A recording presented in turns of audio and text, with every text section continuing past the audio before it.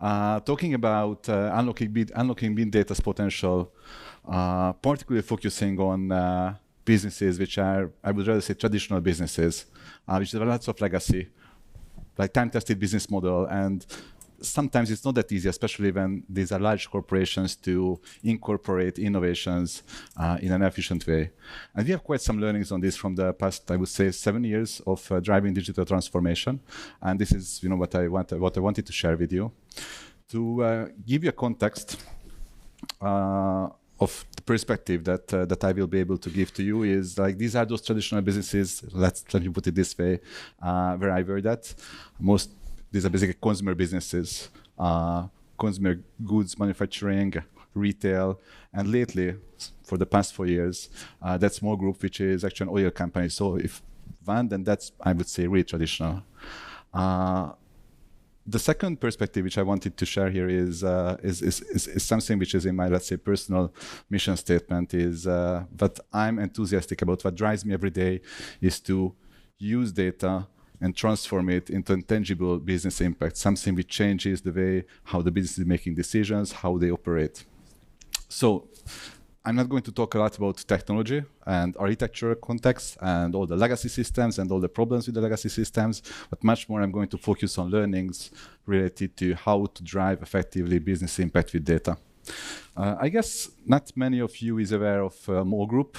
MOL Group is basically a market-leading oil company in Central and Eastern Europe.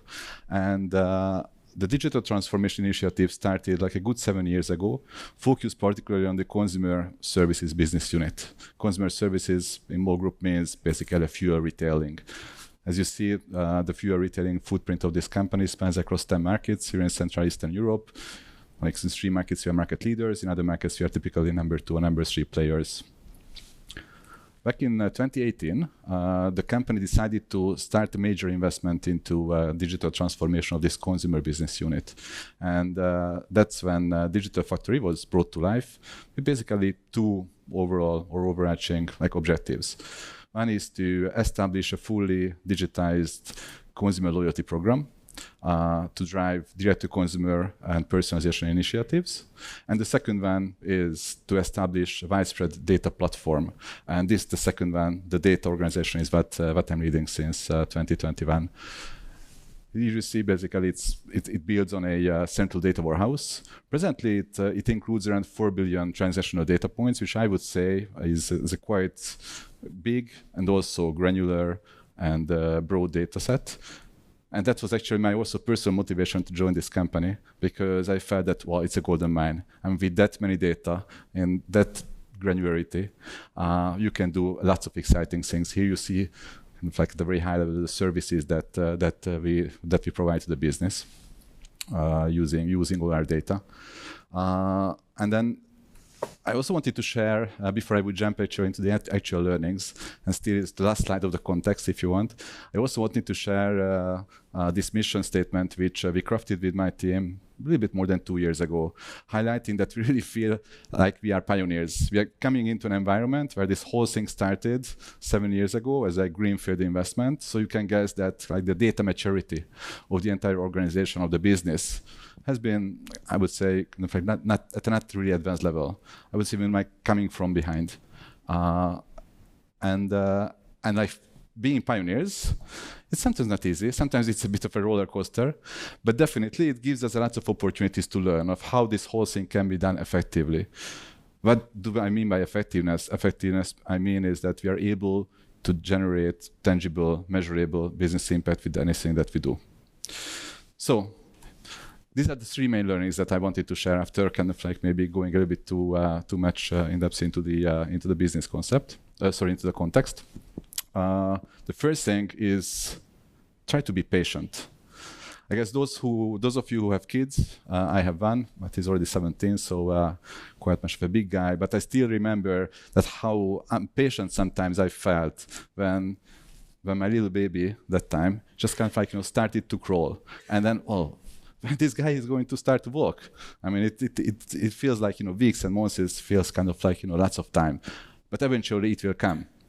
And also, as a data team, we have, I think, great talents. We have great technical resources, And I think we can do really miracles, but we oftentimes see and feel that the business is not able to catch up with this. And if we lose them on the way, that's quite dangerous, because then we are not able to generate any tangible impact. So this is one thing that I'm going to talk about.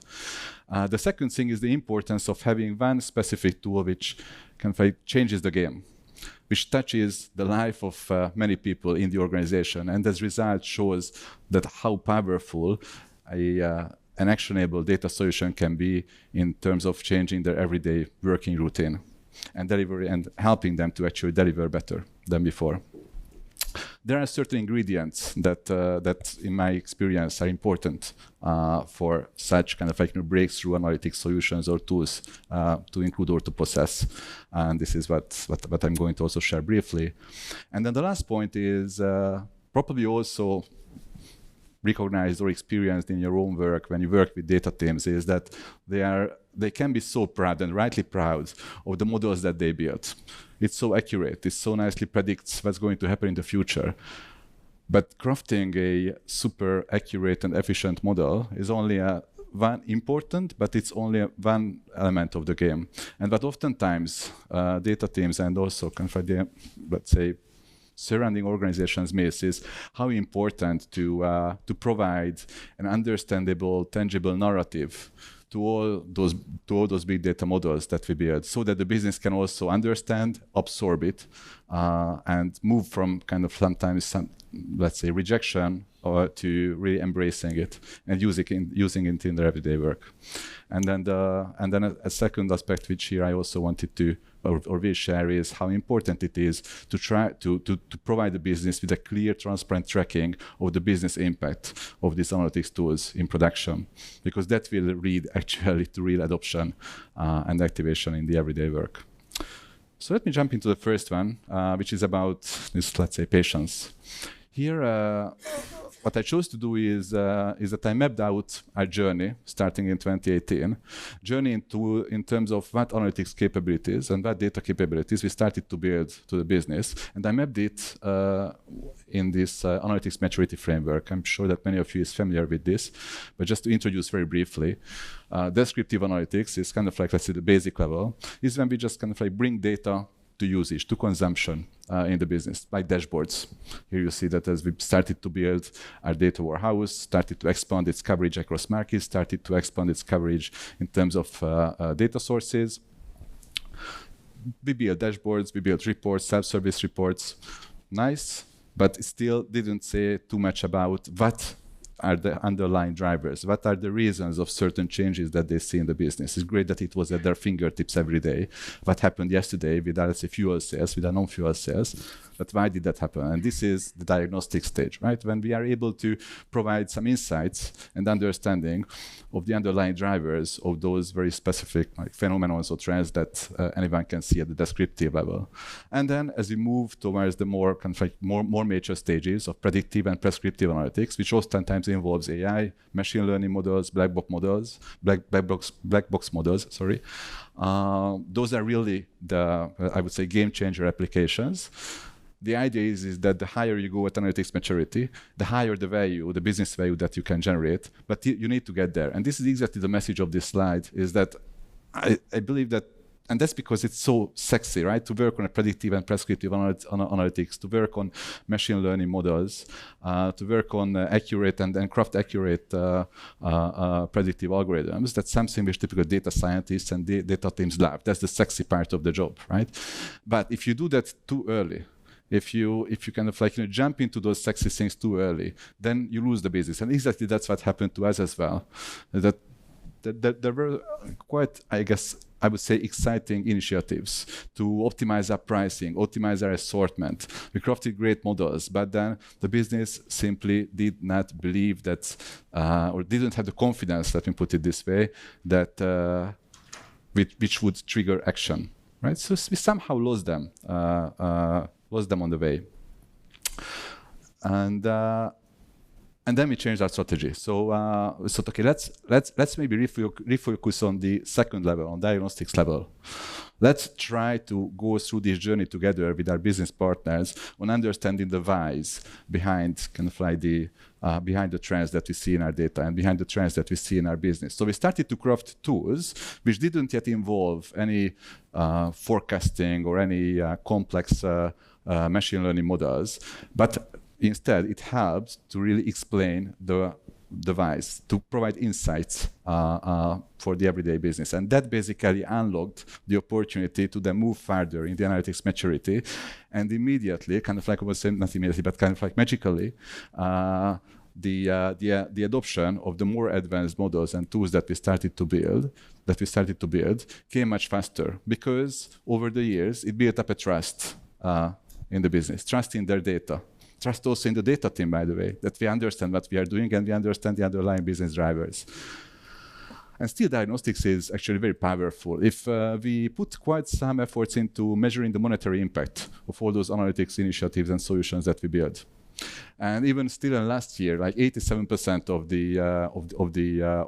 that monetary impact which we measured came behind the tools which we classify being at the diagnostics level, not yet involving the more complex models. And that also gave us the idea how to better manage or try to manage efficiently the portfolio of analytics tools. Basically, there are two ways to unlock the value behind data. One, as we told, is going through the analytics maturity. Right? The more mature that a tool is, the higher the value building potential is. And the other one is the usage or the market coverage in our case. So here the idea that we introduce is that let's, for each analytics initiative, each analytics tool, let's try to find that lowest possible level of analytics maturity where it already can deliver value, then grow the market coverage so that it can deliver basically efficiently more and more value. And once it's done, once we max this out, then we move to a higher level of analytics maturity whenever it's possible with that tool. And I will give you an example actually with this second case of how this can be done in practice. This is a challenge which we got from our group retail vice president, which just basically it just shows the service stations like petrol stations according to their performance in terms of non-fuel sales, non-fuel transactions, and the EBITDA. And here basically the varying kind of like insight or takeaway for the retail VP is that there is just a too huge variance, even within the same location types, too huge variance of the service stations in terms of their non-fuel performance and consequently their profitability. So he wanted our help to step this up, to ensure that the sales teams have the right data at their hands with which they are able to more efficiently manage the performance of the below average performer sites, get them up to kind of like an average level, and with that, at the same time, raise the bar for the entire network so that at the end, kind of like there is a, let's say, convergence towards higher growth for the entire network.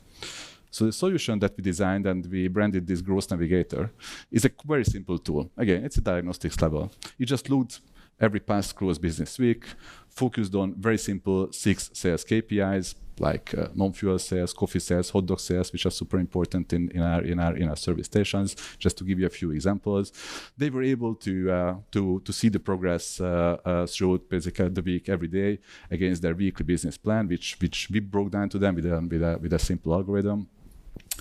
And then this involved basically a simple 4-step process so that area sales managers can check which are the underperforming sites. They were required basically to put in a reason code to understand what was the driver or what were the drivers of the underperformance of that specific service station sales KPI combination. And then by the end of the day when they were done with that, and the sales management in the HQ by country, also in the group, they were able to see the exact specific reasons of what drove the underperformance of the network on these sales KPIs, so that they were able to put short-term corrective actions and action plans in place.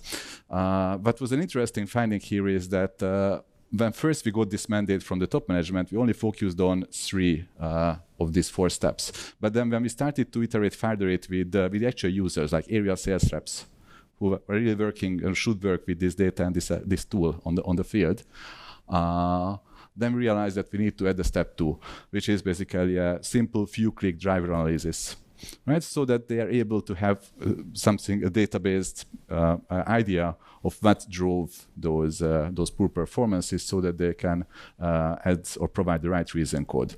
So here the learning is that it's always important to start with a mandate and an idea from the C-suite, from the top management, for any analytics initiative that we do. But as we iterate it, as we develop the details, we really need to work closely with the actual users or to-be users, because they are the ones who can provide us the real requirements, or also important requirements, which will basically enable them to use it every day. The second aspect I wanted to share is the business process. So analytics tool alone is not really helpful if there isn't any change in how the business is working. And that's why it's very important to, or at least in this case, it was very helpful that we designed a specific business process, not we, but it's basically the sales team, although we did it together, which is kind of like a weekly drumbeat of using the Growth Navigator tool. By the end of each Monday, basically, everyone in the headquarters have the very clear information, basically the voice of the field gathered automatically in the tool, and understanding what drove the poor performance, so that they can put basically these short-term action plans into approval, and this basically, then implementation. This goes basically every week, kind of like it's a very rigorous process. And this helped really not just helped, but this was kind of like a very key, let's say, enabler for for those hundreds of area sales reps actually using it. If there's no process, then they might just like it, but after a few weeks, they forget about everything. This has been in use for like 3 years now. Here you see basically it's quite consistent market results that we are able to measure back. But it's not as easy as just here's a tool, use it, it works, because then we need to continuously invest into feature improvements, getting basically the feedbacks from the field, understanding what is working, what can be improved. So these continuous feature improvements were a key enabler for getting basically this kind of like continuously improving impact in terms of business plan delivery rates, which is one of the most important business metrics that we use for measure the success of this tool.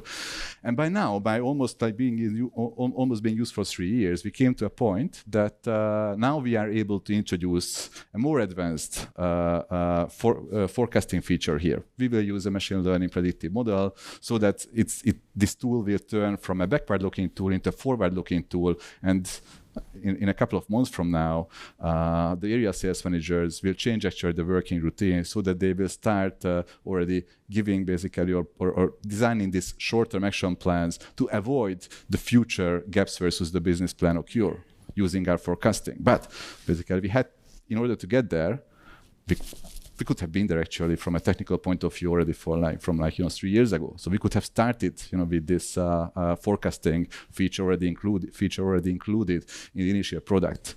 The reason why we chose not to do is because, as told, we wanted to keep it simple. We wanted first to drive adoption, and now we feel that the entire organization came basically to a level that we can unlock this next level of value with adding a forecasting feature into it.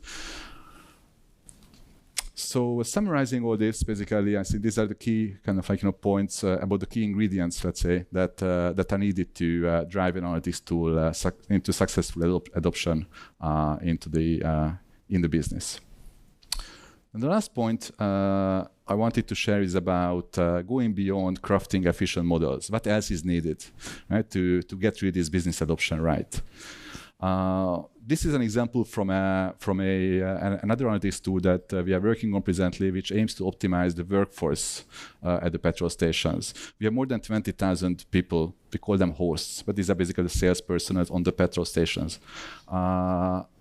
working in the network. So you can imagine it's quite a huge OPEX cost element for the company. Even just getting a few percent point of optimization here of the workforce productivity would generate business benefit in the tens of millions of dollars.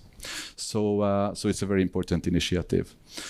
And it's a very complex model. So we have a bottom-up model. We defined all the unit tasks, either related to transactions or non-transactional tasks that need to be conducted basically on the sites. We built a model with which we are able to forecast, using this bottom-up model and this task, to forecast the needed workforce for every site, pretty much every hour at any day in the future. model-wise, it's been a very complex work. I guess it's quite exciting for our data scientists and data developers. But then what we found is that it's the same old thing as going through the analytics maturity is, okay, why should I trust this? What if I start to rearrange the planning and scheduling of this workforce on the sites? What will that do to my business results, to the customer experience? If there is maybe not enough workforce, will that actually hurt my customer experience? And realize that, or this was the point when we realized that we really need to put resources into generate this narrative, the understanding, the insights, which are kind of like which are somehow hidden in the black box model as well, right? But no one will ever be able, at least not with present technology, to explain the very specific drivers of a black box machine learning model. But we are able to conduct analysis, one of the type analysis. This is just an example from my very first analysis, which shows that what was the workforce allocation pattern in the stores.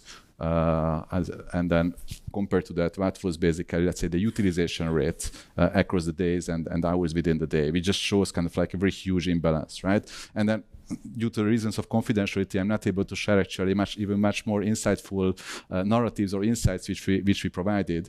For example, about the impact on customer experience if at different rates of workforce productivity and so on and so forth. But this all basically help to kind of like get the business to a level of understanding which they are able to link to their everyday practices, to their everyday experience, something tangible. And this changed the game again. We got the full support of testing this tool in the market. We got basically even salespeople from the group, from the markets, actually dedicated to the development squad. So it became a real true multifunctional squad with quite significant amount of time these people dedicated to spend together with the developers to get to a tool which is actually usable. But it also required a change in our own organization.